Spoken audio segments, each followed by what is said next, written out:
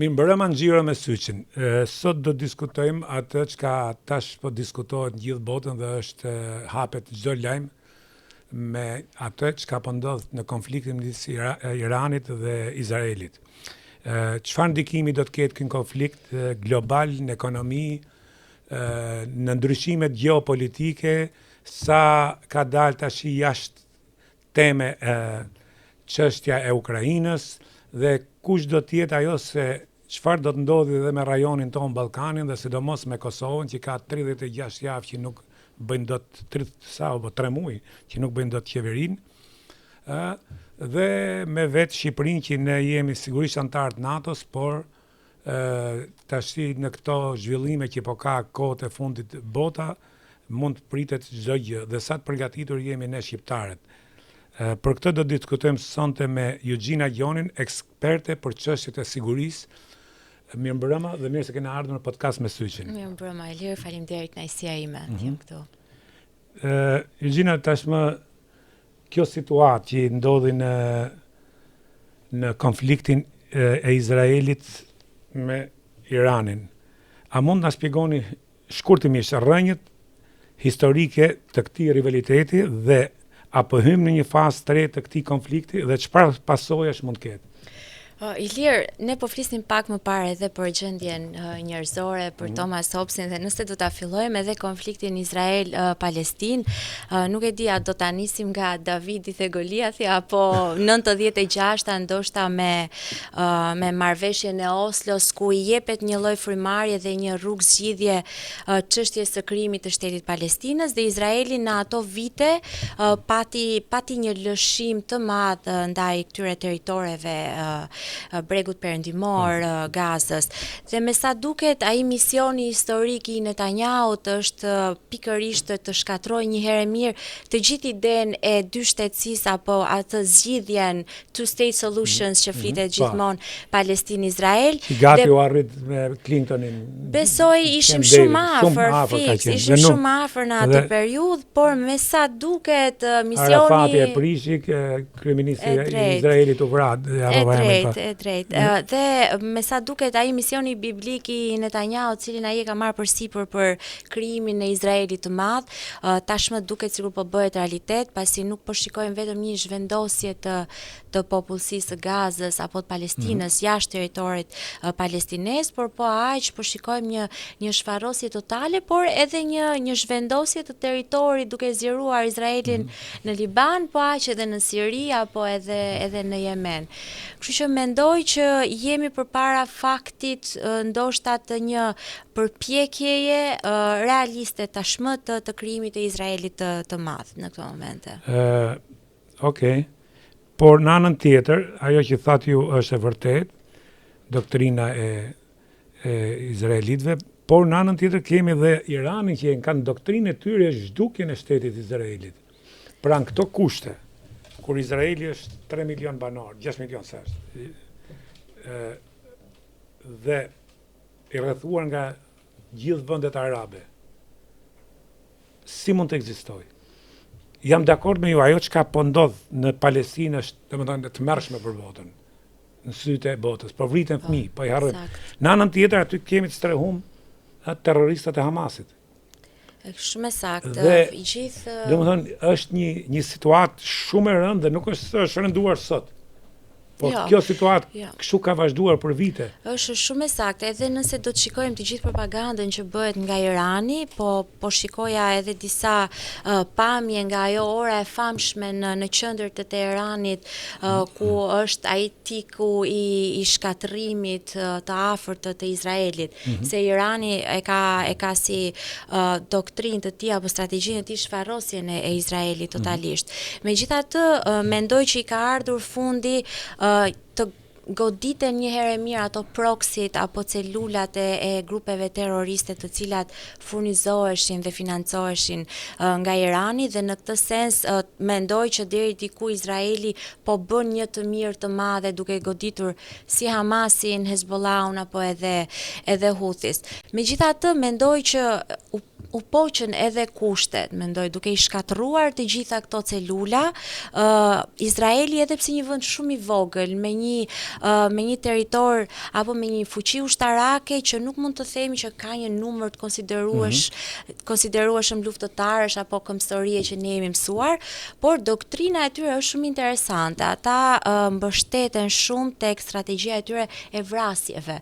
Nëse do të shikojmë strategjinë e Mossadit për shembull, ata targetojnë gjithmonë top komandën, një top komandë. Top komandën, generalët apo top komandën e shkencëtarëve apo ato politikanë, po flisnin edhe vetë për vrasjen e Khamenei, të cilën me sa duket Trumpi ka vënë veton që mos të bëhet. Po, ju keni drejt kur thatë nuk ka ushtri të madhe numër, se nuk është shteti i madh. Por në anën tjetër kam shtetjen e fuqive më të mëdha të botës. Po, është e vërtet. Ka shtetin e Shteteve të Bashkuara, shtetin e Anglisë, domethënë Izraeli nuk cënohet. Amerika për 2 vende hyn luftë automatikisht për Anglinë dhe për Izraelin. Këtu është ndoshta edhe pak ironia e historisë.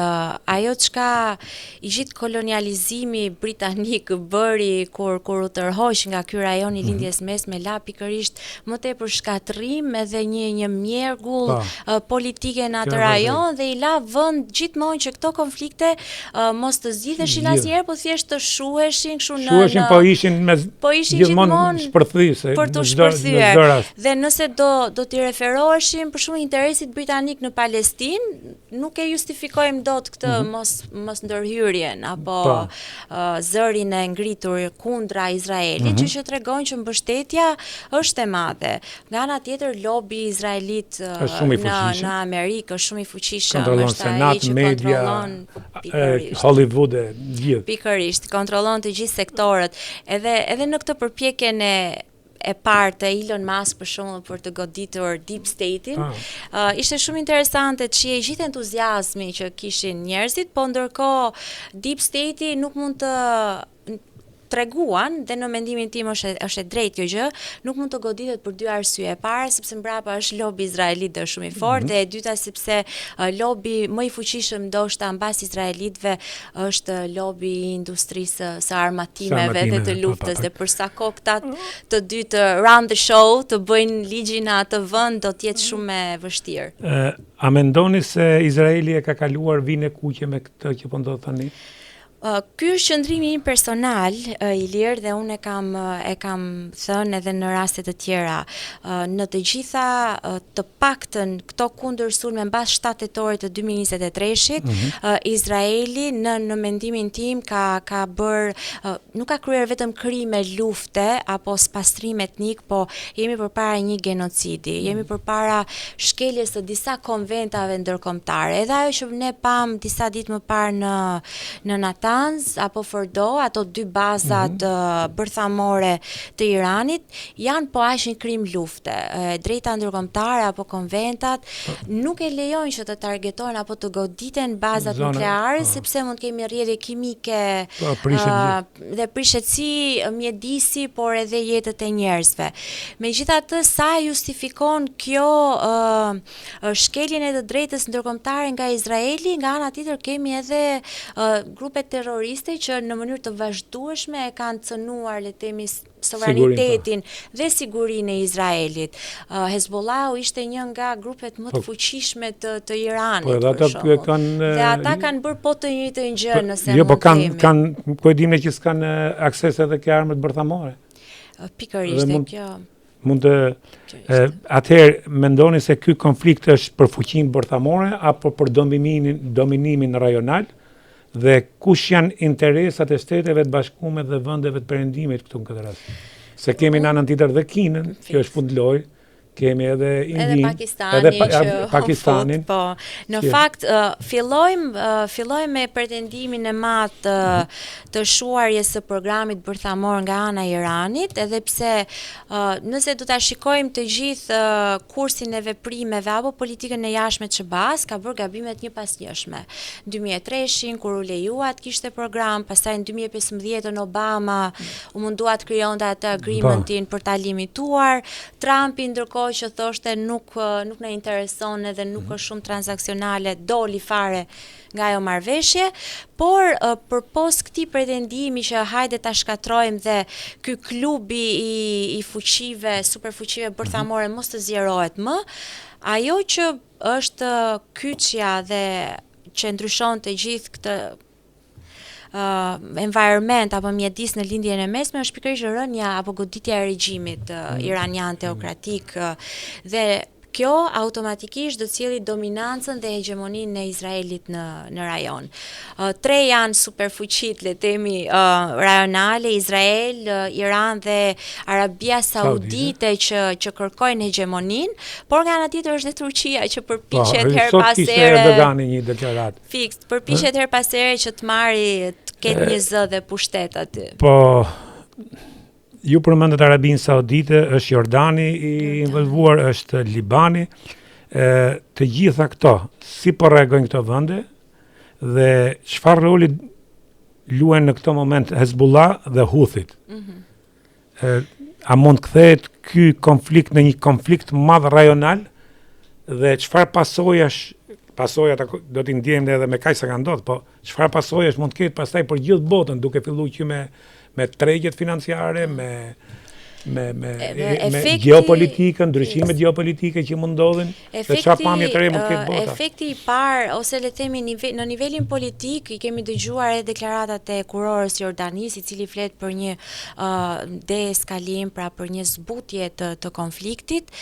Kriza më e madhe që mund të pësojnë këto vende si po aq edhe Siria, e cila nuk ka dalë nga ajo zona kritike, por Jordania, Egjipti, po aq Siria, flitet për një krizë të madhe sigurie që mund të vijë nga refugjatët e luftës, pra nga këto valët e largimeve dhe emigracionit. Po aq kemi edhe Pakistanin që ju e përmendët.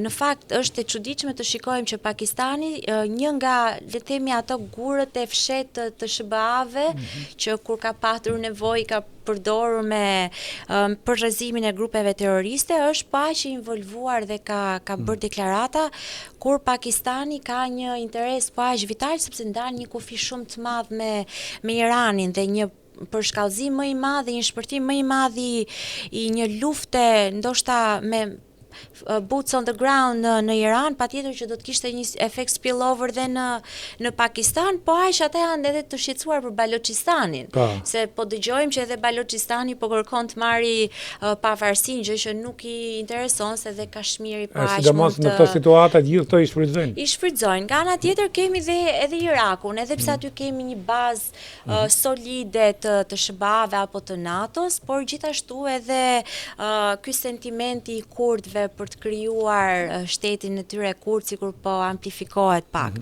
Nga ana tjetër Turqia është interesante se është një vend i NATO-s dhe duket sikur është në mes kësaj diplomacisë solidare me Palestinën për mos të vrarë, për mos patur këto spastrimet etnike, por nga ana tjetër do të thoya që i vjen mirë, mendoj unë, edhe Turqisë që është Izraeli ai që ka dalë në frontline-in dhe po e lufton Iranin, sepse Erdogani do doj pikërisht marrë fuqi dhe të mbajë atë kreun dhe ka ai këtë. Dhe ai e ka një nga synimet e tij më të mëdha.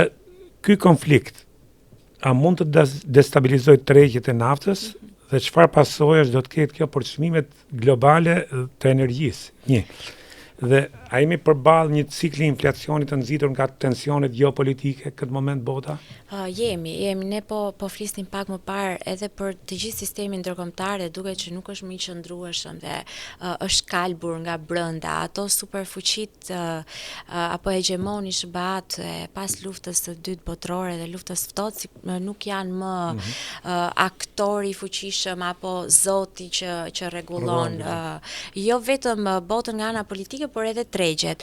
Ne i pam efektet e para në rritjen e çmimit të naftës, të hidrokarbureve po aq, dhe kjo mendoj që do të sjellë dhe një ridimensionim po aq edhe të vendeve të OPEC-ut. Do të kemi ndryshime ndoshta në rolin që do të marrin shtetet anëtare të OPEC-ut, Por nga ana tjetër, një nga kërcënimet më të mëdha është ajo që po ndodh në rripin e Hormuzit, pikërisht me kalimin e këtyre anijeve të tregtisë botërore, pasi nuk është një situatë e mirë, ato mund goditen nga Houthis apo dhe nga Irani vet, por nga ana tjetër edhe ana tjetër nga Afrika për te i detit, nëse do të shikojmë Sudanin, që edhe ai zotëron një pjesë shumë të mirë të detit ku kalojnë tregtia botërore dhe aty jemi në luftë civile. Luftë civile të tmerrshme. Të tmerrshme. Dhe nuk flet kërkush për Sudanin. Dhe askush nuk flet. Nuk flet askush për Sudanin. E disa janë vrasje të Sudanit Sudan janë më shumë se Palestinë. Jo, janë shumë më shumë. Sot më shive një shive. Janë shumë më shumë. Aty është një tmerr i vërtet. Janë më shumë dhe askush nuk flet dhe kjo është për të ardhur keq se duket sikur në gjithë këtë principin e drejtës ndërkombëtare vendet e perëndimit bëjnë kompromise dhe nëse do bëjmë kompromis me principin, atëherë nuk do të kemi më të drejtë ndërkombëtare. Pavarësisht asaj që kemi botës principet dhe demokracia më duket është vënë pikë pyetje në gjithë botën. Në anën tjetër, e gjithë kjo gjendje, ky tension rajon do të sjellë edhe mund të uli besimin e investitorëve, bursat në tregtinë ndërkombëtare dhe mundsojmë rritje shpenzimeve ushtarake globale si reagim. Është interesante, po ndiqja këto minutat e fundit të dhënat e bursës dhe duket sikur mbas asaj frikës së dedollarizimit në nivel global, dukej që po kemi një rikthim tek ajo parajsa e sigurt monetare, dollari, jeni dhe marka zviceriane në mos gaboj. Dhe është për të çuditur se si efekti që kishte kjo luftë në lindjen e mesme, solli pikërisht fuqizimin deri diku të dollarit, gjë që u pa që me luftën Ukrainë Rusi pati një zhvlerësim deri diku të dollarit. Dhe kjo është interesante për të parë nëse do të jetë një trend që do të vazhdojë dhe do të arrijnë objektivat financiare të Trumpit dhe Çebas për ta fuqizuar dollarin apo do të jemi në këto nivele. Nga ana tjetër, një nga kushtet për të patur ose që një luftë të quhet një luftë globale apo luftë botërore është pikërisht kjo pjesëmarrja e disa vendeve, disa fronteve, e para dhe e dyta gara armatimeve. Dhe ajo siç e thatë ju shumë saktë, ne jemi duke jetuar garën e armatimeve. Po e shikojmë dhe në Ballkan, edhe këtu, diku më përpara është Serbia, diku është Kroacia, por ndoshta nuk e kuptojmë që mund të jetë Greqia në avangard në këtë sens. Dhe gara armatimeve apo këto luftrat bëjnë të mundur që edhe të testohen këto armë, si dronët turq apo ato iranian apo ato francez, dhe është për të ardhur keq që të gjithë këto teatro lufte që janë hapur, këto vatra konflikti janë thjesht disa teatro ku ne shikojmë si spektator, po aty testohet kapaciteti dhe fuqia e këtyre armëve dhe shikojmë ku janë gabimet për t'i zhbërë në të ardhmen dhe për t'i sofistikuar këto armë. Roli Çebas, si mendoni, po përpiqet Trump ta stabilizojë apo e ka shtyrë situatën në një drejtim më të keq? Trump erdhi me një premtim që do të ishte presidenti i paqes dhe jo i luftës dhe me sa duket kjo nuk u arrit. Mendoj që interesi i tij më i madh përpos bërjes së shohut ishte marrja e çmimit Nobel, që duket që është pak larg tani. Por në këtë aska për ta marrë ndoshta. Por në këtë dinamikën e fundit që po ndodh me Iranin, mendoj që ndoshta mund të kemi një ndryshim në strategjinë apo në politikën e jashtme të Çebas dhe shikoj më të mundur një hyrje vokale apo demonstrative të Çebas tashmë në këtë konflikt, sepse mendoj që edhe me deklaratat e Trumpit të fundit ku i bën thirrje evakuimit nga Teherani, nga Irani, mendoj që SBA-ja do të jetë një pjesëmarrëse tashmë në këtë luftë. Nuk e shoh më të mundur që SBA-ja të mbajë distancën në këtë moment, e kështu që mendoj që për Trumpin kjo do të jetë një dështim, se po shikojmë që edhe baza e mbështetësve të tij sikur është pak më e lëkundur dhe më kritike ndaj a mendoni se ishte paralajmëruar kjo me ardhen e Trumpit duke parë dhe mandatin e parë dhe mënyrën dhe në anën tjetër, a mendoni se në këtë rast po e shfrytëzon Rusia në lidhje me atë çka do të ndodhi në Ukrainë, përsyq se edhe në samitin që u mblodhën Teçja dhe vendet në Kanada, hiku çështja e Ukrainës. Pra ka dalë Irani dhe si do të pozicionohen Kina, Rusia në këtë konflikt të drejt për drejt dhe si mund të ndikojë ky konflikt në zgjedhjet apo politikat e brendshme të vendeve të mëdha. Ajo që përmendi pak më parë për Trumpin, kemi si do të ndikojnë ke Rusia, si do të ndikojnë ke Kina, si do të ndikojnë ke...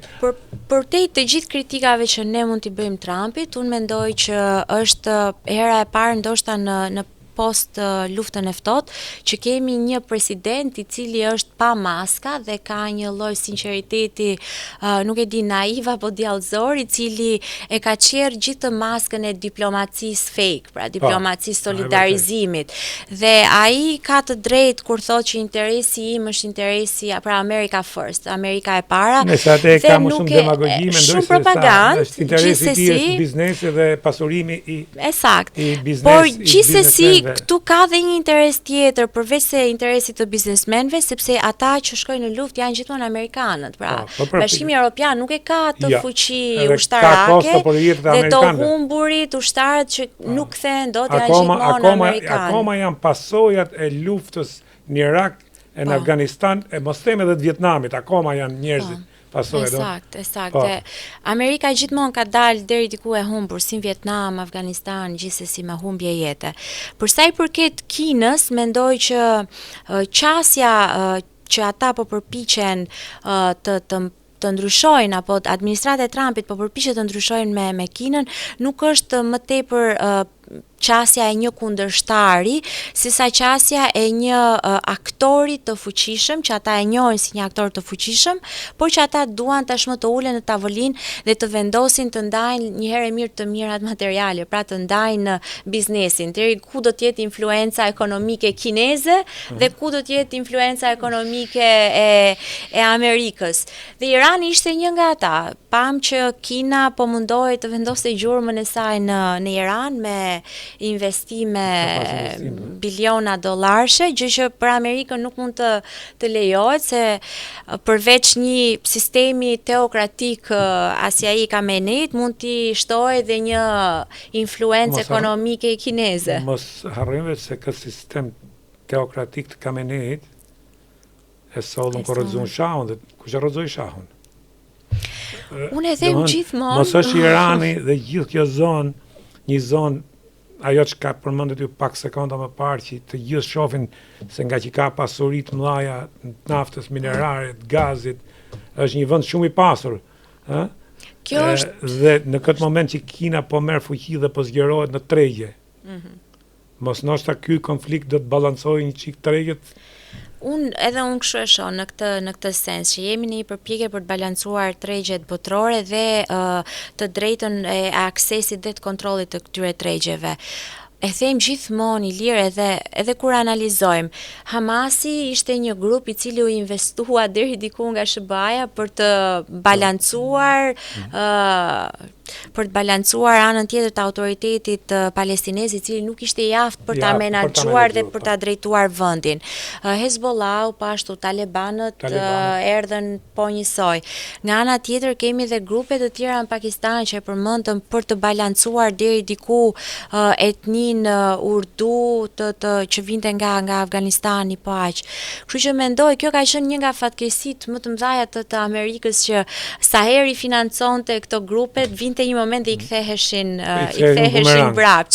Por shumë e drejtë ajo që thatë ju, këto janë vende shumë të pasura dhe në Irak bën të njëjtën gjë, se duket sikur jemi edhe në pjesë e perëndimit. Por Irakut jemi pjesë e perëndimit me kohë nga lindja. Po, Irakut I ofruan këtë reformën në sektorin e sigurisë, që është kaq e famshme dhe vazhdon prej dekadash, që s'po bëhet asnjëherë, por ndërkohë kosto ishte shumë e madhe. Ne ju bëjmë reformë të sektorit sigurisë dhe ju na jepni gazin, naftën, dhe ndërkohë do bëjmë të njëjtën gjë edhe në Iran apo do bëjmë edhe në Siri, të heqim nga lista e terrorizmit. Dole një temë shumë interesante. Ajo që ka thënë ju në lidhje me këtë që ju vëmë sektorin e sigurisë dhe demokracinë, tash si duhet ta themi, ka dështuar. Po. Dhe jo vetëm që demokracia nuk është ndërtuar, por as siguria nuk është më. Pra, kishim vende autokratike ose diktatoriale, por kishte një lloj rregulli. Tash a mund pranem që të jetojmë diktaturë? Jo, po në anën tjetër edhe kjo nuk po vërteton që nuk eksportohet dot demokracia. Jo. Atëherë vim dhe këtu ke ne, është proces shumë i gjatë. Është një proces shumë i gjatë dhe nuk mund Dhe të në vinë anën nga tjetër unë jashtë. mendoj nga që ana demokracia ka marrë krisje edhe me çka po ndodh në Europën Perëndimore edhe në Edhe në Shtetet e Bashkuara të SBA, Amerikës. po. Ka marrë një krisje, nuk është mua ajo. Kështu që në këto situata ku po shkojmë sepse historia na ka treguar që na janë kthyer bumerang më vonë. Të gjitha. Në fakt, ndoshta me Iranin mund të themi deri diku edhe pse nuk mund të parashikojmë tot asnjëherë me Trumpin, po mund të themi që ka një ndryshim kursi. Nëse në Irak, në Afganistan apo edhe në Siri e pan që SBA-t nuk mund të shkonin me boots on the ground, të cilnin demokracinë, të transportonin vlerat perëndimore, duket sikur me Iranin nuk po e bëjnë këtë gjë dhe duket sikur po presin që revolucioni të vinë nga poshtë. Edhe gjithë thirrja që po i bëhet opinionit publik është ngritja në këto protestat masive dhe po kërkojnë që vetë revolucioni dhe ndryshimi i regjimit të vinë nga brenda. Se unë mendoj nëse do të kishin dashur të bënin një gabim tjetër si ai që bën gjatë gjithë këtyre dekadave, do ta kishin bërë. Por duket sikur kanë mësuar diçka ndoshta nga historia dhe nuk po mundohen ta bëjnë. Megjithatë këtu ka ndoshta një gabim shumë të madh. Jo të gjithë popujt mund të funksionojnë njësoj me vlera universale. Vlera universale patjetër janë liria, jeta, por nuk mund të themi që demokracia është një vlerë universale. Nëse do të shikojmë Iranin, një nga qytetërimet më të lashta, më të vjetra, mund të themi që ne apo Perëndimi ka mësuar dhe ka marrë nga qytetërimi persiak. Se sa mund të themi që demokracia apo këto vlera apo asiriani, po aq. Kështu që mendoj që ai është një territor aq fertil, jo vetëm nga nën toka, por edhe nga mençuria, nga vlerat apo nga dija, saqë mendoj që ndoshta Bashkimi Evropian, SBA apo të gjithë vendet perëndimore duhet të rinë ndoshta pak larg atij territorit. Dukemi sikur si jemi pro perëndimor, por duhet të kuptojmë kontekstin dhe natyrën apo kulturën e të gjithë popujve dhe të kuptojmë që mënyra më e mirë për të funksionuar është për të patur një përfaqësim të gjitha vlerave në mënyrë të barabartë sesa për të patur një vlerë dominante apo mbizotruese mbi vlerat e tjera. Jam plotësisht dakord se ne shikojmë edhe në Shqipëri që domthonë e kemi prirjen perëndimore, por nuk e kemi në ADN-n tonë të brendshme demokracinë, lirinë, domethënë ja si e kemi dhe kështu ka ndodhur në gjithë vendet diktatoriale, po të morim Europën lindore të gjithë. Domethënë sepse aq më tepër ne që nga një vend feudal në komunizëm, pastaj në këtë gjoja demokraci, unë i them demokraci, jo demokraci, kështu që është një proces që duhet të vazhdoj me dekada, me vite për që diskutuar pak përpara, ne nuk dim të jetojmë komunitet akoma. Akoma kemi vështirësi. Por tash kush do të jetë hapi i mundshëm në ditët në vijim? Çfarë mendoni se do të ndodhë? A do të përshkallëzohet konflikti apo do të ketë rrugë tjera si luftë kibernetike, sulme në infrastrukturën e energjisë apo përfshirje të NATO-s, mund të kemi përfshirjen e NATO-s? Mendoj që e kam thënë ndoshta përpara disa kohësh, mund ta kem edhe gabim pasi jemi në epokën e paparashikueshmërisë. Megjithatë mendoj që një nga alternativat ose dy opsionet e mundshme edhe në Irak janë ose rrëzimi nga brenda dhe modeli i Sirisë ku të vi revolucioni dhe të ndryshohet regjimi nga brenda, ose modeli i Irakut ku të kemi një mision të NATO-s apo dhe një mision paqërues nën kombet e bashkuara. Megjithatë unë mendoj që Irani është pak më ndryshe se sa këto vende me konglomerate të ndryshme etnisht dhe fesh. Mendoj që Irani e ka kapacitetin apo e ka aftësinë si stofën karakterin politik, por dhe kulturor që të prodhoj lider të tij për të mbajtur vendin të unifikuar. Mendoj që SBA-ja do të jetë një aktor më vital dhe më aktiv aty, por e shikoj pak më kritike situatën apo një efekt spillover më tepër në Egjipt, në Libi, po aq, sepse do të jenë pikërisht këto që ju that, sulmet kibernetike apo hibride të cilat mund të shpërndahen në disa vatra konflikti. Houthit janë një kërcënim ende dhe nuk i dihet se nga momenti në moment mund të jenë duke targetuar dhe goditur objekte të ndryshme.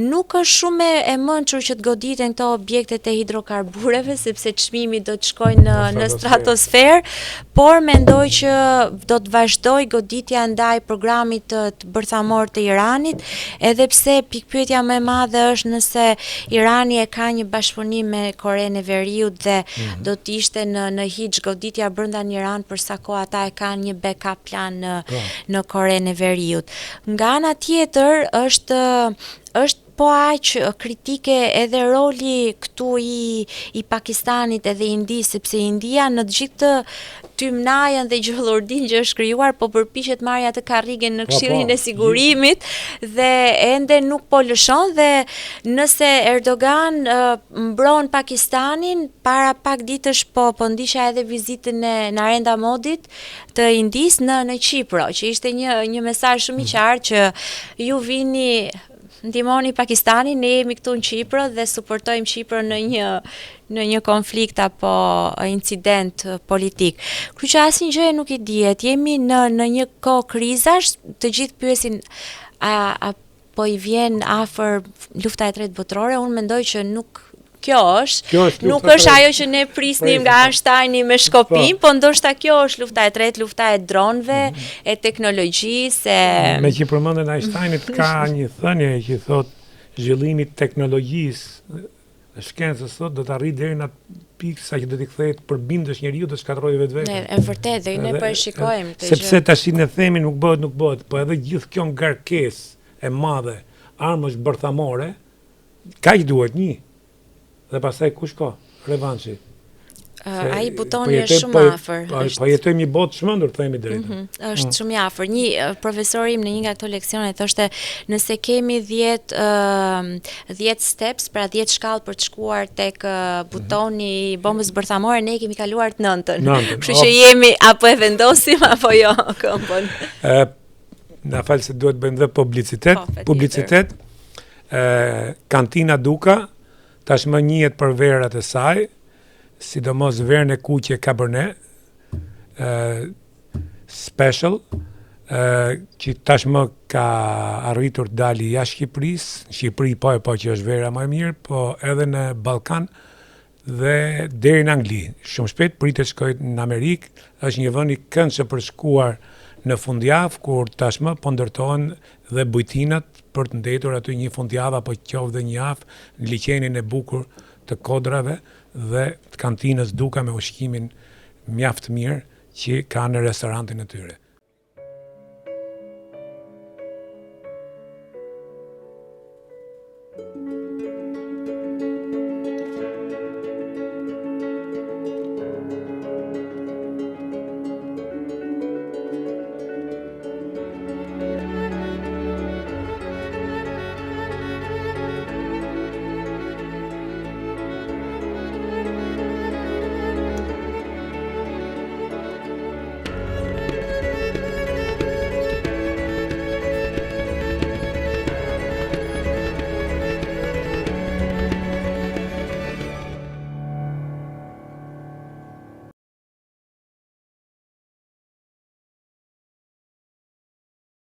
Atëherë, për të vazhduar, çfarë mendoni se cili do të jetë hapi i mundshëm në ditët në vijim, nga të gjitha palët, por edhe nga fuqitë e mëdha? Mendoj që shumë shpejt do të shikojmë summitin e NATO-s në datë 24-25 qershor në Hag, dhe mendoj që çështja më e madhe e diskutimit do të jetë pikërisht ndryshimi apo rritja e shpenzimeve për buxhetin e mbrojtjes dhe të sigurisë. Ai kalimi tashmë që është deri diku është pranuar në ministerialin e fundit të ministrave të mbrojtjes, ku 3.5% do të jetë për këtë shpenzimet në armatim, në kapacitete pajisje, dhe 1.5% do të jetë për infrastrukturë dhe logjistik. Nga ana tjetër, mendoj që Ukrainës do t'i hiqet një herë e mirë të paktën përkohësisht apo në mënyrë demonstrative për t'i bërë qefin Putin ajo ëndra euroatlantike, dhe mendoj që nëse antarët, aleatët e NATO-s do të dalin vokalisht me këtë deklarim, ndoshta për Putin do të jetë një incentiv për të ulur në një marrëveshje paqe për të qetësuar dhe ai. Të tij, sigurisht. Patjetër në favor të atij, mendoj që kjo ka qenë dhe drama apo e keqja më e madhe që i është bërë Ukrainës, që me memorandumin e Bukureshtit kur ju hoqet drejta e programit bërthamor. Po aq. Ky është një nga zhvillimet që së afërmi. Një zhvillim tjetër, edhe pse pritej G7 u duk një mbledhje shumë qesharake ku Macroni fliste për diçka, Trumpi e kundërshtonte. Skandal. Me thënë, pa një mbledhje patetike, Trumpi iku e la fare. Nga ana tjetër, të paktën për Europën e shikoj pak të pamundur që e gjithë kjo përshpejtimi i riarmatimit të sjellë ndonjë efekt pozitiv në fundin e luftës në Ukrainë. Për sa i përket lindjes së mesme, mendoj që do të vazhdojë si themi konflikti dhe i gjithë ky revanshi izraelit, por tashmë jo revansh toksor, por ajror, do të vazhdojë, mendoj unë, deri në fundin dhe rrëzimin e regjimit. Nga ana tjetër, harrojmë edhe lëvizjet që ndodhin në Indo-Pacific, në Indo-Pajsorin. Kemi një Australi që me sa duket po përpiqet që të përshpejtoj ndoshta programin e saj që mund të vi befas, programi i saj bërthamor, ku kemi ju duhet ta keni dëgjuar edhe këtë marrëveshjen apo aleancën e famshme AUKUS, Amerikë, Britani, Australi, Zelanda, ku e gjithë përpjekja është për të fuqizuar Australinë dhe Zelandën, dhe mendoj që lufta më e madhe do të jetë ajo ekonomike, do të vazhdojnë tarifat patjetër me Kinën, por Tajvani por do të rrisë inflacionin. Do të rritet dhe çmimet, ato që do t'i ndjejnë do të jenë qytetarë, do të jemi ato ndjejnë gjithmonë qytetarët në xhepat tona. Dhe këtu ndonjëherë dua që shpesh dhe e shikoj me shumë vëmendje edhe mediat këtu në Shqipëri, mungon ai debati realist ndoshta që i prek qytetarët. Okej, ne do të rrisim buxhetin e mbrojtjes, po nga do t'i marrim? Se ne nuk është se prodhojmë, s'kemi ndonjë avantazh të krahasuar në prodhimtari. Do ja vëmë mbrojtjes, por kujt do ja heqim? Po përpiqemi të rrisim pensionet, po aq, por ndërkohë kemi një përqindje shumë të lartë. Dhe po shikoja pak të dhënat financiare, shqiptarët në mos gaboj deri tani paguajnë diku te $160-190 për mbrojtje, dhe këto shpenzime do të shkojnë deri në $500. Kështu që është një ndryshim goxha i madh në xhepat tona, dhe ndoshta do të ishte pak mirë të shikonim, ndjes se kaluam nga niveli makro dhe erdhëm tek Shqipëria. Fundja Shqipëria në intereson. Problemi është që ke plotësisht drejt atë që thatë për median, që media në vend që diskutoj problemet reale dhe me vlera dhe të ballafaqohet me atë çapo not, media është futur gjitha në nuk e di, është strategji apo është dobësi apo është ignorancë e medias, nuk di ta shpjegoj. Apo kështu dhe media rrin fuqi me gjithë politikën, por pensionet nuk shesin lufta shet. Është fut në banalitetin e parlamentit dhe të politikës, që është sinqerisht është bërë neveri dhe nuk ka as i vlerë më. Kështu që edhe vetë debatet janë debate pa bukë. Kte plotësisht të drejtë, edhe për tema tjera, kjo është një temë që është për medium, po ndoshta herë tjetër. Megjithatë, ju thatë ato se ç'a mund të jenë të mundshme për ta qetësu gjendjen në një farë mënyrë ose për të bërë një hap pozitiv. Po kush mund të jenë skenaret më të këqij aktualisht? Skenari më i keq aktualisht nga ai i cili friksohen të gjithë është ndoshta fakti që Irani ndoshta nuk është afër prodhimit të bombës bërthamore, por ndoshta e ka arritur dhe e ka gjatë tashmë bombën bërthamore dhe e ka dhe aftësinë për të goditur. Dhe ajo që i mban të gjithë në ankth ndoshta në këto orët e fundit është jo fakti se a do të godasi Irani mbrapsht, pra do të kemi një akmarrje, por më tepër se sa shkalla e prekjes së një sulmi nga ana e Iranit apo edhe niveli i shkatrimit, nëse ky do të jetë një shkatrim nuklear bërthamor, nëse do të shikojmë edhe kapacitetet e të gjitha pajisjeve ajrore që ka Irani, rrezja e tyre e goditjes mund të arrijë deri në Kipro, Greqi apo shumë afër Shqipërisë. Deklaruan se kishin 2000 raketa për Europën. Kishin shumë. Ndaj mendoj që e gjithë kjo pikpyetja apo ja zhvlerësojmë apo ja shkatrojmë ne programin bërthamor i Iranit, ndoshta duket sikur në fakt është një hiç i madh i një iluzion, pasi Irani mundet edhe ta ketë krijuar bombën bërthamore dhe frika më e madhe është frika e një sulmi nuklear, edhe pse unë mendoj që një sulm nuklear do të ishte një shkatrim mutual destruction, pra do të ishte një shkatrim i gjithfisht edhe i dy anshëm dhe nuk do të kishte një fitues në fund. Megjithatë, përveç kësaj, ajo që un kam frikë dhe po shikonim edhe në Natanz është nëse do të jemi afër një Çernobilit të dytë, nëse do të kemi një radioaktivitet apo një rrjedhje biokimike e cila do të shkatrojë popullsinë për vite me radhë. Në këtë sens mendoj që të gjithë skenarët më të këqij nuk janë skenarë që vinë nga Ukraina dhe Rusia tashmë, por ata që vinë nga Irani më tepër. Pasi mendoj që për momentin Putin është pak i qetë dhe po vazhdon atë revanshin e tij dhe ka hapësirën dhe luksin për të marrë territor dhe ato që do. Dhe do ta tolerojnë. Dhe me sa duket po e tolerojmë, do territorin, merr territorin, Krimeja NZ u tha që do të njihej edhe de jure, edhe pse kjo do të ishte një fatalitet jo vetëm për Ukrainën, por edhe për vetë Aleancën Transatlantike. Edhe për vetë precedentet që mund krijojnë të ardhmen. Precedent, ne e kemi ngjitur kufirin ton, ende nuk i dihet fati i Kosovës, ndaj mendoj ndonjëherë që politikanët duhet të shikojnë pak dhe të mësojnë se çfarë po ndodh andej. Palestina kishte diku te 130 njohje ndërkombëtare dhe ja ku është sot, Kosova ka vetëm 104, nuk e di, e ka arritur 110, ndoshta, nuk e di, dhe ende mos të bëjmë atë të fortin e lagjes.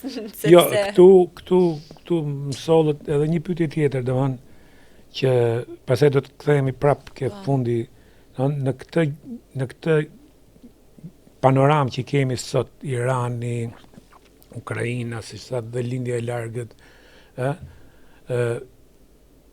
tashti Ballkani, Kosova akoma e pa konsoliduar, e kemi pa qeveri për sa u bëu 2-3 muaj. Po, plus në anën tjetër si përgatitje ushtarake, ne nuk jemi më të fortë, në kundërt jemi më të dobët të rajot. Dhe fqinjët tanë Serbia mund të shfrytëzoj fare mirë duke pas parasysh që ka dhe Rusinë aleate, jo aleate, po e qun vllajën e madh. Dhe vëmendja, siç thatë ju, vëmendja e NATO-s dhe e Shteteve të Bashkuara, fuqive të mëdha, do të tolerojë për shkak një marrëveshje më të madhe që mund bëhet për Iranin, atëherë ku jemi ne? Sa të përgatitur jemi ne, qoftë si politik brendshme, siç thatë ju, lidhe me përgatitjen ushtarake, qoftë si politik kombëtare edhe me Kosovën, kur ne nuk kemi ura komunikimi, duket si qeveri sot. Po, shumë e trisht kjo panorama e e 2025-s, do thoja unë, edhe pse ka viti që ka filluar, por për ta filluar me Ballkanin, kemi edhe një opozit që me zi pret bëhet në i qamet, pikërisht. Një opozit që nuk e kemi. Nuk e kemi, po me zi pret bëhet qameti, ajo që dalin nga rënohet e qametit si fitimtare. Mendoj që vendi më i pashpres, me sa duket edhe aktorët apo fuqitë ndërkombëtare nuk e kanë shumë prioritet siç është Bosnia Hercegovina, mund të themi që është pak pashpres në sensin që Dodik ka një influencë të madhe dhe ka një sentiment për rus dhe serb shumë të fuqishëm. Nga ana tjetër, ajo që ndodh me Serbin duhet marrë më seriozisht se ç'a duam ta shohim apo ta shesim ne si jo vetëm si Shqipëri, po si komp, Shqipëri dhe Kosovë. Themi gjithmonë që Vučić po e përdor këtë narrativën dhe propagandën e konfliktit për të qëndruar në pushtet. Por nga ana tjetër nuk duhet harrojmë asnjëherë të gjitha këto marrëveshje ekonomike që bëhen në tavolinë me Bashkimin Evropian. Bashkimi Evropian flet për këtë politikën e gjelbër, klimën, mbrojtjen e mjedisit dhe ndërkohë bën marrëveshje me Serbinë për minierat e litiumit. Dhe litiumi kjo ishte ja vetëm kjo, po edhe Elon Musk e kishte një nga qëllimet e veta për litiumin, sepse ai nuk mund të furnizojë bateri dhe i bie gjithë Tesla. Dhe për më tepër, përveç Teslës, por për Trumpin është prioritet sepse zhbalancon edhe krijon këtë independencën nga Tajvani apo edhe një kundërbalancë me Kinën.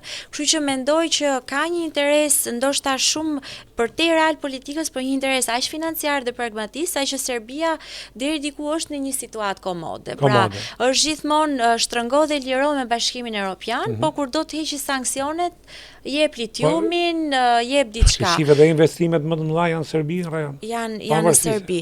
Dhe ndoshta duket sikur nuk jemi kështu pro Kosovës apo kombëtar, por duhet jemi pak realist. Dhe ka ardhur momenti që dhe në Kosovë të shkundet pak elita politike dhe të kuptoj që përballë një litiumi dhe një të mirë financiare, Kosova s'është asgjë. Kështu që jemi në pikpyetjen e madhe, a do të dëgjojmë çfarë duan ndërkombëtarët, a do t'i japim Amerikës trepçen, do t'i ofrojmë diçka për Trump, nëse ti nuk sjell asnjë gjë në tavolinë, pra what you bring on the table, ti je askush. Por lëre moralin edhe se s'kemi as forcën për të bë moralin, se ai që ka forcën e bë dhe moralin vetë, bë dhe drejtën vetë. Ne na i kanë dhënë pavarësinë e 2 shteteve të huajt, kështu që të rrimi çik më ashtu dhe të rrim më drejt, se ajo që thatë ju për litiumi nuk është puna është e drejtë apo s'është e drejtë, por problemi është që realiteti politik është ky dhe lufta është për tregje financiare dhe përfitime financiare në fund. Lëre moralin, nuk ka, përderisa bëhet luftë nuk ka më moral, përderisa vritet njeriu nuk ka më moral. Kjo është gjithë Pra, unë jam plotësisht dakord që ne duhet dim të jemi të përgatitur për të marrë më të mirën e të mundshme që mund të marrin. Pikërisht. Dhe nëse do ta shikojmë aktualitetin në Kosovë, gjithmonë edhe këtë më është bërë si postulat tani ndoshta, por është komplet një shëndrim personal. E them gjithmonë që kemi një përplasje të agjendës personale politike të Kurtit me agjendën kombëtare të Kosovës. Kosova është një produkt i Amerikës. S'duam ne apo Kurti, Kosova nuk do të ishte shtet e para nëse nuk do të ishin SHBA-t, nëse nuk do të bombardohej nga NATO, apo ndoshta për të qenë pak cinik, ndoshta nëse nuk do të ishte edhe skandali Monika Levinskit në atë periudhë dhe do të gjendej një mënyrë për të bërë Clintonin hero. Jo, ishte kriju klima në Senat, po problemi është që gjitha po i marrin parasysh, po ju thotë unë po të them në qofse largohen NATO dhe Amerika nga Kosova, unë nuk e di se si përfundon Kosova, se nuk janë gjendje dhe pasaj të tregoj forcën Kurdi, nuk janë gjendje dhe po t'i hipet dritë jeshile e merr Serbia se ka dhe Rusin mrapa për një javë qisin fleqinë e ne. Pra ne në këtë situatë duhet të tolerosh për të marrë atë çka është e mundshme dhe nuk është çështje patriotizmi këtu, as me bë durët si shqiponjë, se kishim temë tjetër, as me vu qeleshet në kokë, se s'ka bo njëri patriotizëm me qeleshe, me durët si shqiponjë. Ilir, ne dim të mbajmë qeleshen, po asnjëri nga ne nuk di të mbajë një armë nëse Kosova do të goditej ndaj. Do ta bëjmë herë tjetër këtë temë. Por me që jemi këtu, mendon se do të ketë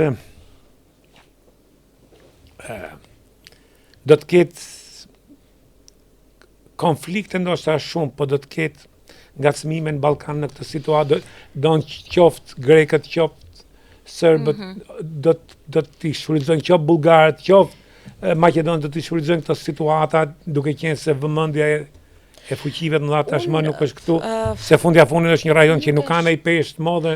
Nuk kanë, nuk ka një peshë të madhe, kanë qenë kohë të tjera ato pas 90-s që u pa e nevojshme ndërhyrja dhe kjo paqja demokratike. Se fakti që po i lejohet Rusisë, Ukraina nuk po pyetet më. Pikërisht, dhe ndaj unë jam e mendimit që ajo marrëveshje e asociacionit e famshme që flitet është më mirë të zbatohet një herë e mirë. Ka një demagogji shumë të madhe dhe shumë të keqe për vendin dhe për Kosovën, e cila është që Albin Kurti e ka pastruar veriun. Dhe unë jam shumë e interesuar ta sqaroj gjithmonë. Albin Kurti nuk e ka pastruar veriun, e ka bërë më të skajshëm dhe më të polarizuar.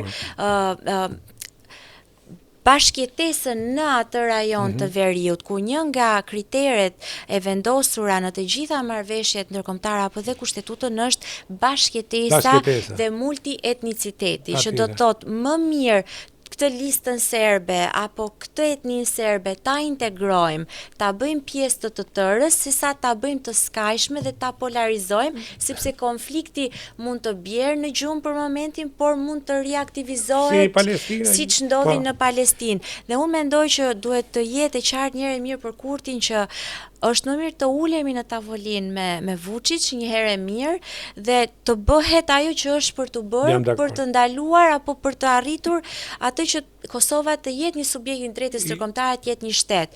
Dhe pastaj vim edhe tek këto grimcat e këtyre ambicieve dhe inateve fëmijërore, ku nuk kurohet për shembull Rama për fitoren e mandatit të tij, që është një infantilitet nga ana e tij, një skandal, të paktën për imazh, të paktën për rajonin, për imazh, kjo vllazëria shqiptare duhet të jetë pak më solide dhe duhet kuptojmë që nëse Rama e ftoi në samitin për Ukrainën, këtu e pam që Kosova nuk ishte në samitin për Ukrainën. Mungoi pak ditë më parë. Kështu që duhet kuptohen edhe këto mesazhe që Kosova pa mbështetjen e një politikë kombëtare, duke bërë këto veprime tamam fëmijësh, edhe nëse njeriu pse është lider o burr shteti, sepse ka përcen mbi veten. Por unë me Kurtin nuk du të merrem më fare. Kurti për mua është një fshatar marksist, kaq, domethënë nuk du të merrem fare me të, ta zgjidhë Kosova, ashtu e duan. Mendoj se ajo që thatë ju është plotësisht e drejtë, duke kriju konflikt dhe duke kriju ndarje në ato zonat që duhet të jetojnë bashkë, nesër ato ndarje bëhen aq thella sa që ai të merr dhe territorin. Merr dhe territorin, bën një ndarje të rreth Kosovës, ti merr ato pjesë që do, pastaj merr Kosovën edhe çdo më, po të mori territoret që pretendojnë ato ku kanë pakicat serbe. Për të ardhur në fund, për çfarë duhet të jenë më të kujdesshëm qytetarë dhe lider global që mediat aktualisht nuk e theksojnë? Sa e vështirë kjo pyetja. Të bëjmë dhe sa të vështirët. Do duhet shumë me një eksperte si ty. Do duhet shumë orë ti përgjigjeshim. Unë në këto trajnimet që zhvilloj, apo kur bëj vlerësim dhe analizë të ambientit operacional, e them gjithmonë që kur ne analizojmë luftën, analizojmë gjithmonë domenin tok, ajër, det. Por harrojmë që domeni apo fush beteja më e madhe dhe më kritike është mendja dhe. Mind is the new battlefield. Pra mendja është fush beteja apo teatri i luftës i ri, të cilin qytetarët nuk e kuptojnë dhe nuk arrin dot që ta ndajnë që është një betejë mediatike, është një propagandë, apo është një gjë reale dhe është një kërcënim eminent që ne duhet kemi kujdes. Gjatë gjithë këtyre muajve të luftës në Ukrainë, gjithmonë flitej që Ukraina do do të godasin vendet anëtare të NATO-s, Ukraina do të hyjë në vendet balltike dhe unë mendoj që kjo është një nga ato mjegullnajat dhe ato tymnajat që krijohet për të çoroditur popujt, për t'i mobilizuar ata, për të rritur për të patur një inflacion, për të rritur çmimet dhe për të drejtuar ndoshta prioritetin e vendeve aty ku ata duan.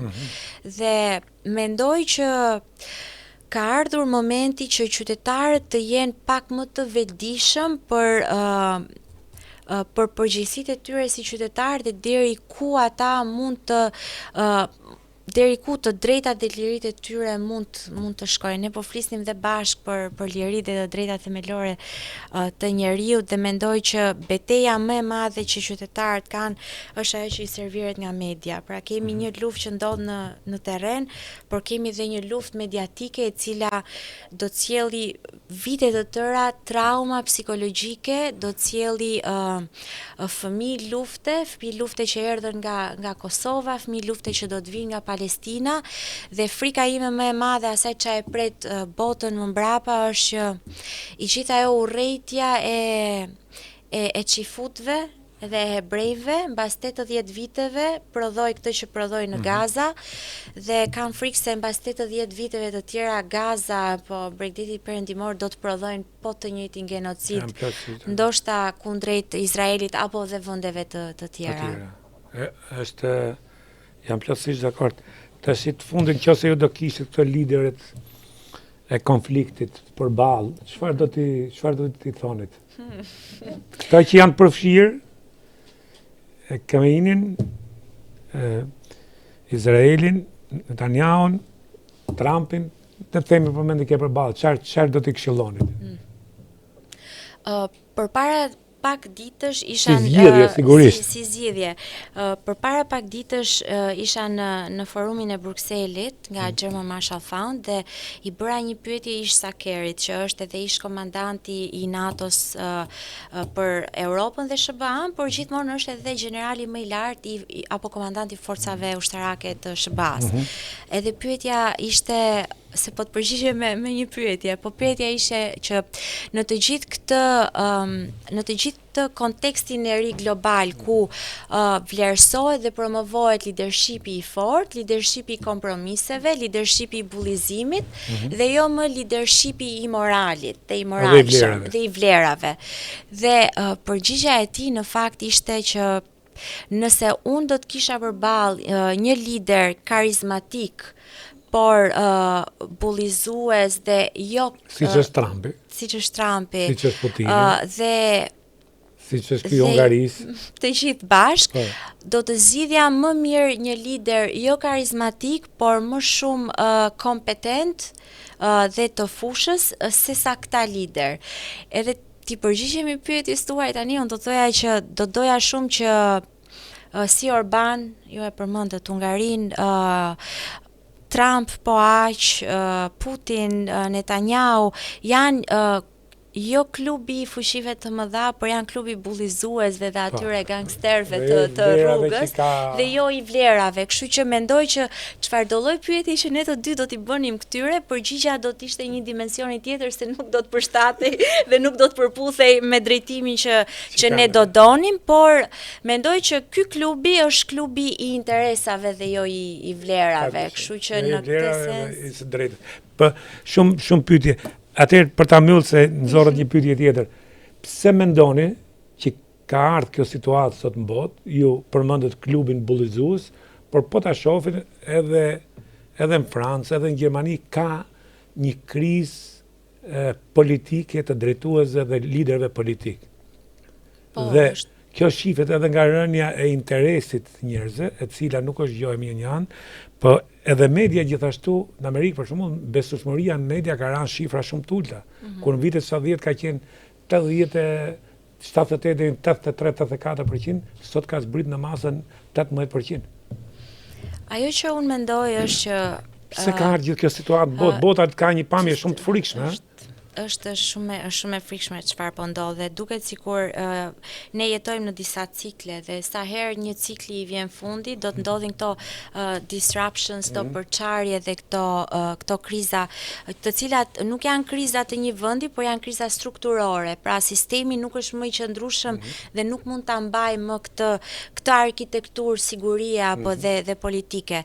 Ajo që ndodhi pas 90-s ishte kjo vala e dyerve të hapura kudo, Bashkimi Evropian, NATO, dhe ajo që u krijua ishte një mbingarkesë e këtyre vendeve ku patëm dyndje emigracioni, por që nuk janë thjesht dyndje emigracioni kështu të literalisht emigrim, por ka të bëj dyndje me kultura, me qytetërime të ndryshme, me nivele të ndryshme, me sisteme politike të ndryshme, dhe këto vende e panë që me kalimin e kohës, kaluam diku te mbi 3 dekada, sistemet e tyre politike nuk ishin më të qëndrueshme. Në Gjermani kemi krizat mëdhaja, në Francë, po aq, Anglia që Britania e Madhe s'po di më atë jetë me Bashkimin Evropian, tani duket sikur është bërë pishman, është më afër Bashkimit Evropian se kurrë ndonjëherë, dhe të gjitha këto kriza bëjnë thirrje për një reshuffle,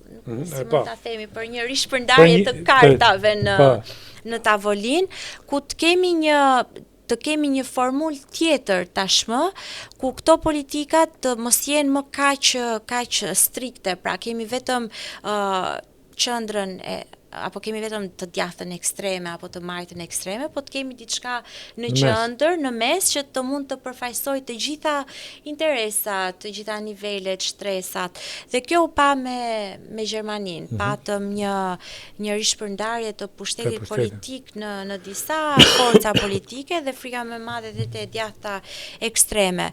Po aq në Hungari edhe në Poloni kishim Tusk nuk është më aty dhe duket sikur po ndryshojnë jo vetëm balancat, po edhe kjo mbështetja e fortë ndaj Ukrainës sikur nuk do jetë më aq, po ashtu sikurse dhe në Rumani. Dhe unë mendoj që Ky është simpatizant i Putinit, ky i Polonisë. Ky edhe është pak akoma, imagjino polaku të jetë simpatizant i Rusisë, nuk e di. Është pak kritike kjo, por mendoj që dolëm nga kjo demagogjia e viteve të fundit franceze, sidomos që NATO është i vdekur, truri ka hikur, Bashkimi Evropian duhet të ndërtojë këtë fuqinë ushtarake të sajën, dhe Amerika e shkundi dhe i tha nëse ju do doni të mbroheni duhet fuqizoheni, por pa NATO-n nuk jeni asgjë dhe do të vazhdoni të jeni thjesht një treg i përbashkët dhe ekonomi. Kjo është e fundit dhe e fundit. Në të gjithë këtë situatë, a shikoni në një moment skenarin më të keq që mund ndodhi që NATO mund shpërbëhet? Unë nuk e shoh këtë, ndoshta jam shumë pro NATO-s, por gjithë jemi pro NATO-s, po problemi duke pas parasysh kush drejton sot Amerikën, aleancat që po bëhen, duke qenë Europa që po e shef veten që shkëputet se po ta kapim si treg financiar, Europa po i ikën Amerikës. Mendoj të kundërtën deri diku i lirë. Pse? Në dy arsye. Për dy arsye. E para, diskursi i Trumpit ishte njësoj, si në administratën e parë dhe të dytën. Fuqizoni, unë do iki nga NATO, po nuk rritët shpenzimet, buxhetin dhe kaloi, kështu si me paterica, vendet vazhduan dhe rritën deri në 2%. Po bën të njëjtën gjë tani. Dhe nëse do ta shikojmë të gjithë narrativën e tij, ai vetëm po e forcon aleancën transatlantike, ku vendet duhet kemë parasysh që NATO apo traktati i NATO-s nuk është vetëm artikulli 5, Article 5, të gjithë për një dhe një për të gjithë. Traktati i NATO-s, artikulli ndoshta mendoj unë më të rëndësishëm është artikulli 3. Dhe për Trumpin artikulli më i rëndësishëm është artikulli 3, pikërisht sepse është artikulli i reziliencës kombëtare. Pra ti duhet forcohesh vetë që ti jesh pjesë e këtij grupi të fortëve dhe ne të jemi partner të fuqishëm, asnjë në krah nuk do di këtë të dobët. Do ta marri dhe ta fuqizoj. Tu jam dakord, lidhem me këtë, unë jam dakord. Dhe nga ana tjetër, prandaj mendoj që NATO nuk ka ndonjë gjasa që të shpërbëhet, të paktën në 100 vjeçarin ku ne jemi. Dhe nga ana tjetër, se Trumpi po mundohet të fuqizoj tregun europian, pra tregun e brendshëm, sepse Trumpi ka kuptuar që Europa nuk i shërben më Amerikës, por i shërben Kinës. Rotterdami është i zaptuar nga Kina, Belgjika po aq, ne po flisnim pak edhe për këto chain-et apo korporatat më të mëdha, dhe Brukseli apo Belgjika ka korporata dhe chain-et më të mëdha janë ato kineze. Kështu që Trumpi po krijon këtë shkundje dhe po e thot ju do të jeni një treg i përbashkët, por do të jeni një treg i përbashkët në shërbim të Shtetet e Bashkuara të Amerikës. Ndaj mendoj që me tarifat nuk vi kundërshtim kjo që se me tarifat që i ka vë, ky po e largo dhe më shumë tregjet. Po, unë mendoj që kjo është një fazë, nuk është se do të jetë një politik në afatgjatë. Trumpi apo Amerika në vetvete e ka bërë edhe me atë që ishte lufta e Turkis, vitet 60-70, lufta e gjelave të te dhe pulave, që është pse s'kemi ne këtë Thanksgiving, sepse në atë periudhë vendosën këto tarifat e mëdhaja, Amerika ne na vendosi tarifa për pulat, ne për automjetet dhe që aty u ndam. Por mendoj që nuk do të jetë lufta e njëjtë, kjo lufta e tarifave, dhe për më tepër, siç e tha dhe ju, ka dhe një shkundje nga brenda sistemi amerikan dhe nuk i dihet nëse Kongresi, Senati do ta tolerojnë këtë jo vetëm këtë, për një vit sjelljen e perandorishme të Trumpit. Për një vit e gjysmë do të jenë zgjedhje për Senatin dhe Kongresin, kështu që mund kemi një balancë pushtetesh. Se këtë e bëjnë gjithmonë Amerikanë, kur shkon në një krah, fin dhe kthejnë mas 2 vjetësh në krahun tjetër. Dhe me Trumpin bëjnë mirë që e bëjnë. Po. Atëherë këtu po japim fund emisionit për sonte, një bisedë mjaft interesante për ato që duan dinë se ç'po ndodh në frontin Iran-Izrael dhe për atë se çka ndikon ne në ekonominë, politikën dhe geopolitikën në lidhje me Kosovën, me eksperten për çështjet e sigurisë Eugenia Joni, të cilën e falenderojmë për bisedën, edhe besoj që do ta kemi prapë, nuk do të jetë hera e fundit. Faleminderit shumë, ishte kënaqësia ime të isha këtu me ju.